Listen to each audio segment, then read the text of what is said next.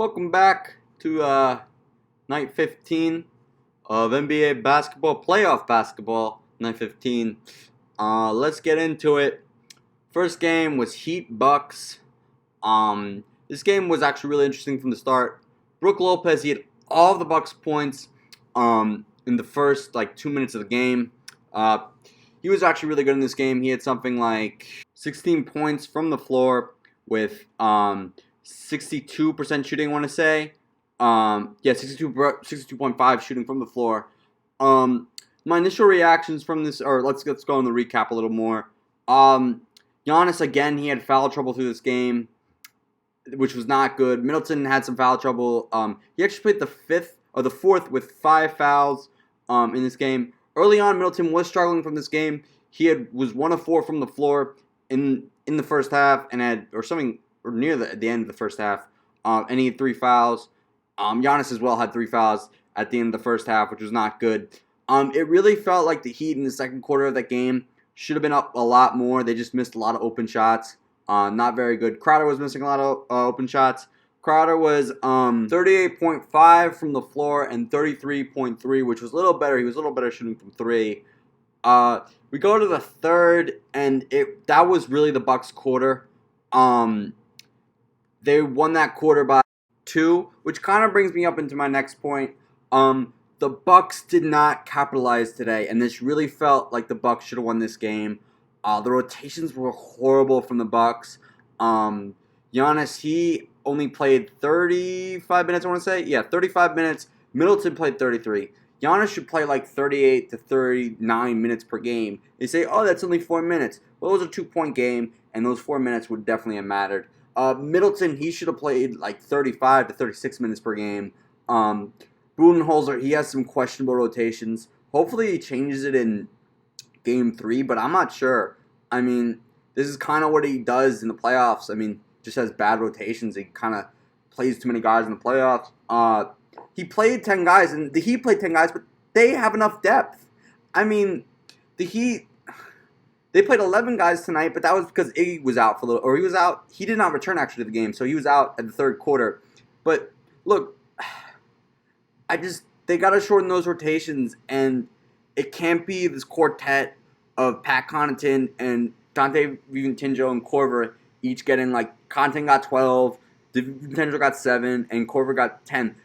You got to cut down those minutes from those guys, and you got to be able to play your stars in the playoffs, because that's what matters. Stars matters in the playoffs. I'm not saying those players they're good players, but you got to shorten those rotations in the playoffs, especially because the Bucks, they don't really have that big of a depth. And Marvin Williams, he should not be playing 22, or we played 21 minutes tonight.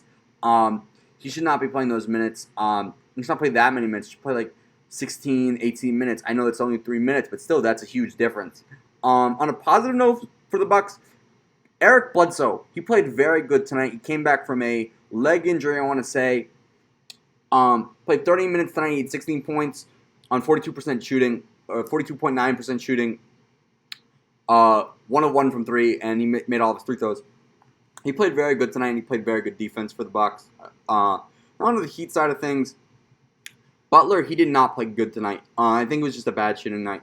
He had 13 points on 37.5% shooting. It seemed like just a bad shooting night for him. I don't really think there's anything more to it. Dragic, he showed up again for the Heat. He's been really scoring a lot of points in these playoffs, and he's really good. And I think he's very accepted that 6-man role very well. I mean, Shaq kind of put it perfectly a couple nights ago. There was no complaints about it. And, I mean, from a veteran who went from starting last year to playing the 6-man this year, I mean, I definitely think he considered, he wasn't really better than Lou Will or Montrezl Williams or Dennis Schroeder. But, I mean, if there was a fourth guy who'd make for a 6-man of the year, I think he would be that candidate. Yeah, overall, this is a game the Bucks should have won. They blew this one. Hopefully they make some adjustments. This rotation is not good. I don't want to get negative here, but, Budenholzer, he's got to change his rotations if the Bucks want a chance at winning this series. Also, I know it's a weird transition to talk about that in the game, that Dragic foul and the Butler foul. that really seemed like they were making up, because that Dragic foul at the beginning, that didn't really seem like Dragic fouled Middleton, I believe it was there. So it seemed like they were making it up on the other end with that foul on Butler when that foul on Giannis who fouled Butler. So I mean, yeah, that's really it. Now this game was really a thriller here tonight. A close game. I mean, my first initial reactions are Lou Dort with 30 points tonight, with 4 of 6, oh no, 6 of 12 shooting from the floor. I mean, 6 of 2 shooting from three, which is really impressive because of all series the Rockets were leaving him open all series. And my second reaction is Scott Foster, the referee.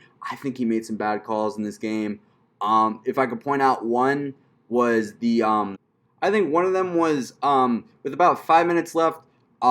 Lou Dort, he was going up for a jump, or he was getting a rebound. He was getting pushed outside, or he was going out of bounds, and Harden, Scott Foster called Harden for a push, which was kind of weird for a technical.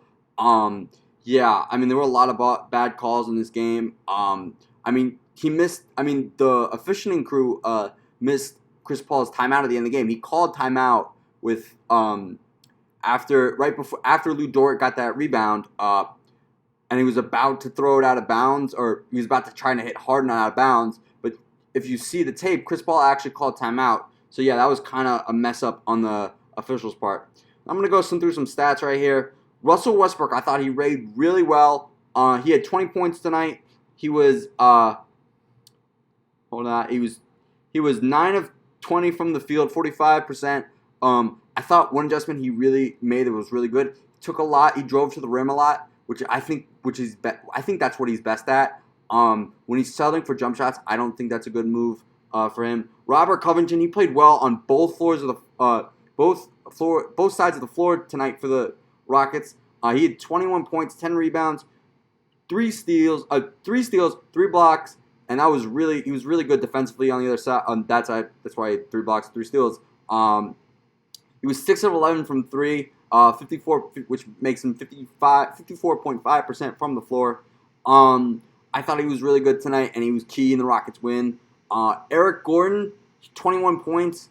I also thought he was somewhat good at defense tonight, which was a surprise because I don't really think Eric Gordon's that good at defense. I mean, the reason he's a really good player in this league is his offensive side, but defensively he's not that good, and I thought tonight he really stepped up on the defensive side. Speaking of defensive, good stops, James Harden on that last play to make sure jumps up to make sure Lou Dort doesn't hit him with that ball. That was a really good stop, and he blocked the shot before Lou Dort shot. I thought he was really good defensively or in crunch time tonight. He wasn't that good shooting the floor. He had 17 points. He was something like 4 of 15 from the field. He had 20, that makes him 26.7%. Yeah, it wasn't really that good. Jeff Green, he stepped up a little bit, 13 points. That was huge for them because I really don't trust the Rockets bench, and I'll get into that a little more in my semifinal Western Conference preview. But yeah, on the OKC side, I mean, Shea and Paul and Schroeder, they all combined for, Chris Paul and Shea, they combined for 38, and that would make, with Dennis Schroeder, would be 50. They were pretty good tonight. Chris Paul, he had a really good night. He had 19 points, 11 rebounds, 12 assists. It really hurts for the Thunder to lose that game because I thought they kind of deserved to win that game a little bit. Towards the end, their offense was getting a little stagnant. I thought they made some offensive miscues down the stretch. Yeah, definitely they were playing really good this series. And, hey, a couple bounces go their way and they win this series. This game really would have been interesting if the Thunder won because I think this would have been the end of this kind of Morey, like the Daryl Morey 3-point revolution for the Rockets. 3-point revolution overall is going on in the NBA, but the Rockets have taken it to a whole nother level with they don't have a center.